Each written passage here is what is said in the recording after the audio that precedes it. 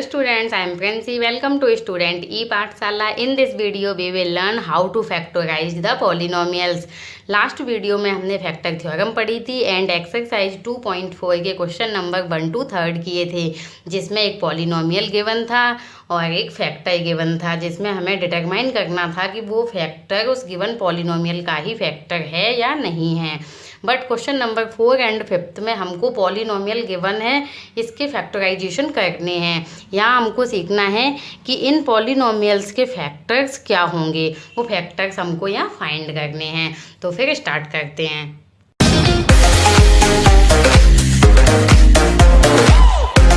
Question number 4 में quadratic polynomials दिए हैं। क्वाड्रेटिक पॉलिनोमियल क्या होते हैं?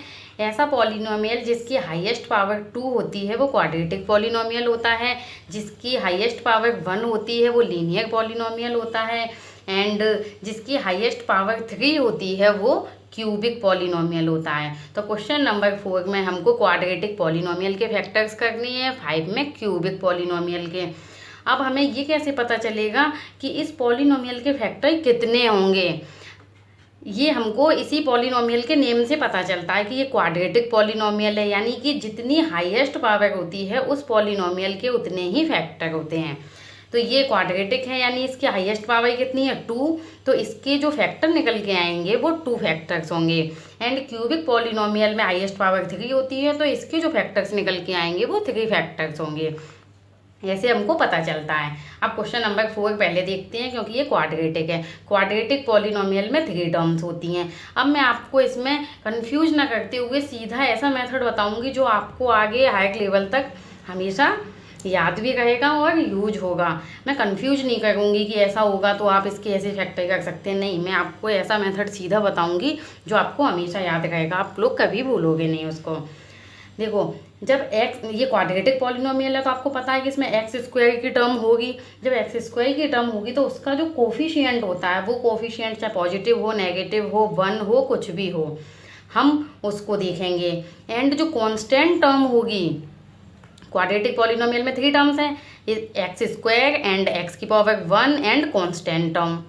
तो हम एक्स स्क्वायर वाली टर्म का कोफिशिएंट यानी कि उसका कांस्टेंट एंड कांस्टेंट टर्म जो होती है, इन दोनों नंबर्स का मल्टीप्लाई करेंगे और उसका साइन भी ध्यान में रखेंगे कि ये 1 कांस्टेंट टर्म है, इसका साइन क्या है? प्लस, और इसका साइन क्या है? प्लस। तो प्लस ही रहेगा। 12 और 1 का मल्टीप्लाई किया, इन दोनों नंबर्स का हम मल्टीप्लाई करेंगे। तो 12 और 1 का मल्टीप्लाई किया तो क्या आया? 12 आया। अब हम इस 12 के फैक्टर करेंगे। अब इसके फैक्टर तो कई होते हैं। देखो, एक तो पेयर बनेगा कि 1 फैक्टर हो गया और 12 खुद ही हो गया। ओके, एक इसका पेयर ऐसे बन सकता है कि 2 हो गया फैक्टर, इसका 6 हो गया। एक 6 या 2 कैसे भी अपोजिट भी कह सकते हैं इसको। एक होगा कि 12 के फैक्टर कुछ ऐसे होंगे कि 3 एंड 4। 3 और 4 का मल्टीप्लाई करेंगे तब भी 12 आएगा, 2 6 का किया तो भी आएगा, 1 12 का किया तो भी आएगा। तो ऐसे ही कई फैक्टर होंगे, जो नंबर आएगा अपना मल्टीप्लिकेशन करने के बाद उसके कई फैक्टर होंगे, उसमें से हमें लेना कौन सा है वो हम डिसाइड करेंगे ये बीच वाले को देख के। बीच वाली जो टर्म है, जो एक्स वाली टर्म है, उसका कोफिशिएंट कितना है? -7। हमको ये देखना है कि एक्स का कोफिशिएंट क्या है?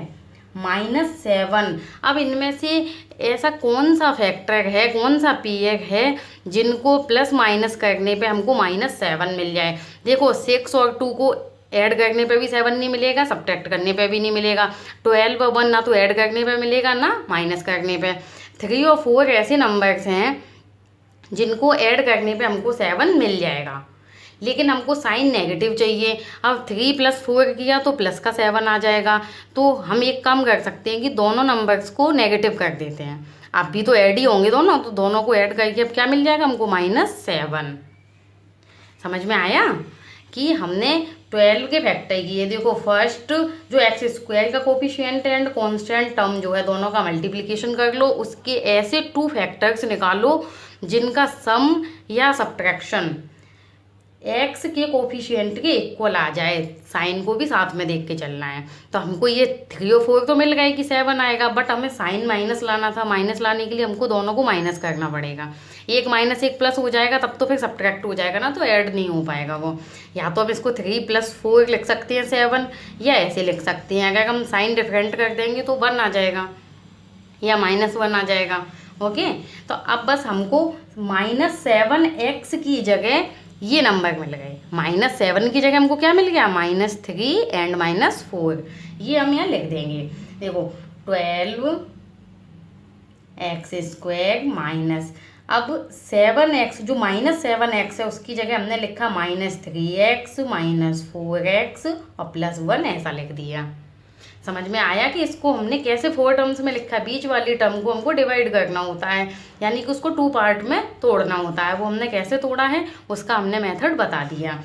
अब ये 4 टर्म्स हो गई, 4 टर्म्स हो गई, तो इनको अब हम 2 के पेयर में कॉमन ले लेंगे। देखो ये जो 12x² - 3x ये है ना, इसमें से कॉमन क्या आ गया है, देखो 3 कॉमन आ जाएगा एंड x भी कॉमन आ जाएगा। तो क्या बचेगा, 3 से 12 में से 3 आ गया। अब यहाँ ऐड नहीं करना है, 3 से डिवाइड करना है। तो कितना बचा 4, और x² है तो 1x तो आ गया, एक x अंदर बचा, -3x तो ये पूरा ही आ गया। तो जब 2 से 2 को डिवाइड किया जाता है तो क्या आता है, 1 ही आता है ना। तो ये 3x तो बाहर आ गया, तो ये -1 बचा। अब जैसे इन दोनों में तो कुछ भी कॉमन नहीं दिख रहा है हमको, तो हम क्या लेंगे -1, क्योंकि जब कुछ भी कॉमन नहीं है तो इन 2 में 1 तो है ही। तो क्या बचा, देखो माइनस हमने कॉमन ले लिया है, इसलिए क्या बचा 4x। अब ये प्लस है उसमें से -1 बाहर आ चुका, तो अंदर क्या बचा माइनस। जब ब्रैकेट ओपन करेंगे तो माइनस और माइनस वापस प्लस हो जाएगा। अब हमें ये कैसे पता चला कि यहाँ -1 ही कॉमन लेना है, क्योंकि हमें ये देखना है कि ब्रैकेट के अंदर जो नंबर आएगा वो बिल्कुल सेम होना चाहिए, उसमें डिफरेंस नहीं होना चाहिए, साइन का भी डिफरेंस नहीं होना चाहिए। इसलिए अगर हम यहाँ +1 लेते तो -4x + 1 आ जाता, जो इससे मैच नहीं करता। बस आपको इतना सा ध्यान देना है। अब देखो ये ब्रैकेट जो है वो सेम हो गया, तो इस ब्रैकेट को हमने एक बार लिख लिया, यानी इसको हमने कॉमन ले लिया। तो अब क्या बचा 3x - 1। देखो 2 फैक्टर्स आ गए, एक फैक्टर ये है इनटू एक फैक्टर ये है, यानी कि इस क्वाड्रेटिक पॉलिनोमियल के 2 फैक्टर्स आ गए जो ये होंगे। अभी जिसको समझ में नहीं आया है तो अभी नेक्स्ट क्वेश्चन है उसको भी देख लेते हैं। देखो x² का कोफिशिएंट क्या है 2 एंड कांस्टेंट टर्म क्या है 3, तो 2 × 3 कितना हो जाएगा 6। अब हमें 6 के फैक्टर ही करने हैं, तो इस 6 के फैक्टर देखो, एक तो होंगे 2 3 एंड दूसरा होगा 1 और 6। ओके, लेकिन हमको लाना है 7। अब 7 इससे तो आएगा नहीं, 3 2 5 होता है, माइनस किया तो 1 आएगा। इससे आ जाएगा कि 6 + 1 हम कर देंगे तो क्या आ जाएगा 7, और यहाँ भी 7 प्लस का है तो हम दोनों को प्लस में ले लेंगे, यानी 1 + 6 किया तो क्या आ जाएगा 7। तो हम यहाँ पे लिखेंगे, देखो 2x² + 7x की जगह हमको क्या लिखना है +1x, तो 1 तो लिखते नहीं है, अकेला x हो गया, +6x + 3। अब हम फिर कॉमन लेंगे। कॉमन इसमें देखो 2 तो कॉमन आएगा नहीं क्योंकि यहाँ 1 है, x कॉमन आ जाएगा। x कॉमन आया तो क्या बचा 2 और x² था तो x कॉमन। देखो कॉमन का मतलब क्या होता है कि x² है, उसमें से हमने x को बाहर निकाल लिया, यानी कि जिस नंबर को हमने कॉमन लिया है उससे हमें डिवाइड देना होता है। ओके, तो x हमने कॉमन लिया तो x से हम x² को डिवाइड देंगे, तो x² को क्या लिख सकते हैं x × x अपॉन x। एक x कैंसिल हो जाएगा तो क्या बचा x। ये वाला जो नंबर आता है वो अंदर आता है। 2 तो हमने कॉमन लिया ही नहीं है तो 2 तो ऐसे ही आएगा, x² में से x कॉमन आ गया तो x बचा, प्लस ये x तो कॉमन आ गया, तो अब डिवाइड दिया जाता है ना तो क्या आ जाएगा 1, प्लस इन दोनों में 3 कॉमन दिखाई दे रहा है। अब 3 कॉमन लिया तो 3 से डिवाइड दिया तो क्या आ गया 2x + 1। देखो ब्रैकेट के अंदर सेम आ गया, तो हम ये जो सेम आ गया इसको फिर से कॉमन ले लेंगे, यानी कि एक ब्रैकेट में बस एक ही बार लिखेंगे। तो सेकंड ब्रैकेट में क्या आ जाएगा x + 3, जो बचा है वो सेकंड में आ जाएगा। Is that clear. Next question देखिए, क्वेश्चन नंबर 4 का थर्ड पार्ट। इसमें देखो 6 जो x² का कोफिशिएंट है 6 एंड यहाँ भी 6 है, तो 6 इंटू 6 जो है वो 36 है। अभी आप लोग यहाँ पे ध्यान देना कि ये 6 प्लस का है, ये 6 माइनस का है, तो जो 36 आएगा वो माइनस का आएगा। इस 36 के हमको फैक्टर करने हैं, ध्यान रखना ये 36 अभी माइनस का है। इस 36 के फैक्टर क्या होंगे, इसमें हम कर सकते हैं 2, 18 भी ले सकते हैं। और इस 36 के फैक्टर में हम 9 और 4 भी ले सकते हैं। अब देखो और भी आएंगे, 12 और 3 भी आ जाएंगे, तो फैक्टर तो बहुत होंगे इसके। 6 इंटू 6 भी होगा, वो तो ये है ही। लेकिन देखो हमें लाना है 5, ठीक है। अब -36 में ऑलरेडी लगा है, ये हमें इन दोनों के मल्टी देखो 9 इंटू 4 इक्वल्स टू 36। अब इनमें से हमें किसी एक में तो माइनस लगाना पड़ेगा, तभी तो माइनस का 36 आएगा। तो देखो कैसे करते हैं, अब हमें लाना है 5। तो 5 कैसे आएगा कि 9 और 4 को अगर माइनस कर दें तो 5 आ जाएगा, ठीक है। लेकिन अब 9 को हमें क्या लेना, हमें तो माइनस लेके चलना है ना साथ में, और 5 किसका है, प्लस का है। तो हमें क्या करना पड़ेगा कि जो नंबर हमने लिए -36 करने के लिए, इसको छोड़ दो, -36 करने के लिए हमने नंबर लिया कि माइनस का 4 ले लिया, ओके। माइनस का 4 लिया तो क्या आ जाएगा, 9 और -4 दो नंबर लिए, इनको हमने प्लस कर दिया, तो क्या आ जाएगा, प्लस का 5 आ जाएगा जो हमें चाहिए। और 9 और -4 लेने से ही माइनस का 36 भी आ रहा है, तो हमें ये नंबर मिल गए, प्लस का 9 मिल गया और माइनस का 4 मिल गया। देखो यहाँ पे लिखते हैं 6x²। अब देखो +5x की जगह हमको क्या लिखना है, प्लस का 9x और माइनस का 4x, प्लस का 9x माइनस का 4x। इनका मल्टीप्लाई करने पे माइनस का 36 भी आएगा और -6। अब कॉमन ले लेते हैं, इसमें कॉमन क्या आएगा, 3 कॉमन आ गया, x कॉमन आ गया, 3 2 जा 6 यानी कि 2 आ गया, एक x आ गया, प्लस 3 3 जा 9 3 आ गया। x तो कॉमन ही आ गया इसलिए x नहीं आएगा। इनमें देखो यहाँ बीच में प्लस भी आना है दोनों टर्म में, और यहाँ दोनों में माइनस है, तो माइनस कॉमन ले लिया हमने, और यहाँ से 2 कॉमन ले लिया, तो क्या बचा 2x प्लस माइनस तो कॉमन आ गया 3।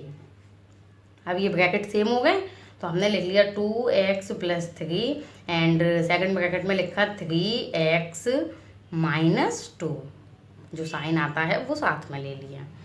आपको ये माइनस वाला फैक्टर करने में प्रॉब्लम तो नहीं आई। देखो आपको बस कुछ नहीं करना है, आपको नंबर चेक करना है कि हमने -36 लेना था। -36 के लिए हमको 2 नंबर मिले 9 और 4, लेकिन माइनस लाने के लिए इनमें से कोई एक नंबर हमको माइनस का लेना पड़ेगा, नेगेटिव लेना पड़ेगा।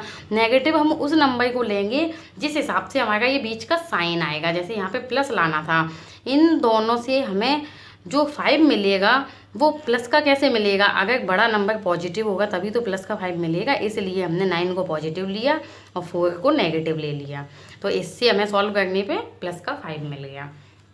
ये वाला देख लो, इसमें देखो 3 और 4, लेकिन 4 माइनस का है, 3 प्लस का है, तो जो नंबर मिला हमको मल्टीप्लिकेशन करने के बाद वो मिलेगा 12। बट वो 12 नंबर जो है वो माइनस का है, तो इसके फैक्टर किए हमने 2 6 आएंगे, लेकिन 2 6 से हमारे यहाँ 1 नहीं आएगा, इसलिए हम 3 4 ही ले लेते हैं। 3 और 4, अब देखो इनका सब्ट्रैक्शन 1 आ जाएगा, हमें 1 ही चाहिए, बट जो 12 है वो माइनस का है, यहाँ ध्यान देना। 12 जो है वो माइनस का है, फैक्टर आए 3 4। अब इनको सॉल्व करने पे आना चाहिए माइनस का 1। तो माइनस का 1 कब आएगा, जब 4 नेगेटिव होगा, बड़ा नंबर नेगेटिव होगा तभी तो नेगेटिव आएगा। अब इसको सॉल्व किया तो क्या आ जाएगा, -1। देखो 3 - 4 सॉल्व करने पे क्या आएगा, -1। तो अब हम इसको क्या लिखेंगे, 3x² -x की जगह अब हम क्या लिखने जा रहे हैं, -1 की जगह हम क्या लिखने जा रहे हैं, 3 - 4, यानी कि प्लस का 3x, 3 किसका है, प्लस का है, और माइनस का 4x - 4, ये वाला आ गया। 3x कॉमन आ रहा है देखो, तो 3 तो कॉमन आ गया, एक x बचा, प्लस में 1 बचा, 3x तो पूरा कॉमन आ गया। यहाँ -4 कॉमन आया है, तो क्या बचा, x + 1, ब्रैकेट सेम हो गए, तो x + 1 एक ब्रैकेट में लिख लिया, यानी कि कॉमन ले लिया, तो क्या बचा सेकंड में, 3x - 4। ये आपके फैक्टर हो गए। आई होप आपको समझ में आया होगा अच्छे से। ये क्वाड्रेटिक पॉलिनोमियल के फैक्टर्स थे। ऐसे कोई सा भी क्वाड्रेटिक पॉलिनोमियल हो उसके फैक्टर इसी टाइप से किए जाते हैं। ये बहुत ईजी पड़ता है। इसके अलावा कई मेथड होते हैं, बहुत से लोग बताते हैं, स्कूल में बताते हैं कि एक्स स्क्वायर का कोफिशिएंट 1 होना चाहिए, इसको पहले 1 करना मैंडेटरी होता है। इसको 1 करने के लिए जो नंबर है उसको कॉमन ले लेते हैं, फिर जहाँ ये कॉमन नहीं आएगा वहाँ डिवाइड देते हैं। ऐसे बहुत, इससे क्या बच्चे कन्फ्यूज हो जाते हैं। वो मेथड भी सही है, आंसर यही आता है, बट उससे बच्चे कंफ्यूज हो जाते हैं। ये मेथड ऐसा है कि आपके क्वेश्चन में अगर रूट भी आएंगे, जैसे आर.डी. शर्मा की बुक में, आर.एस. अग्रवाल की बुक में कुछ क्वाड्रेटिक पॉलिनोमियल्स ऐसे दिए हैं जिनमें रूट में नंबर्स दिए होंगे, √2 √5, तो उसके फैक्टर करने में फिर बहुत प्रॉब्लम आती है। इस टाइप से आप उसको बहुत ही इजीली कर सकते हैं।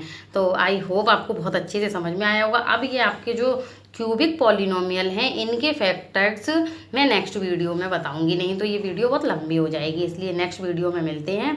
तब तक आप अच्छे से स्वस्थ रहिए और इस कोरोना के टाइम में stay home, stay safe and study at home. Thanks for watching this video.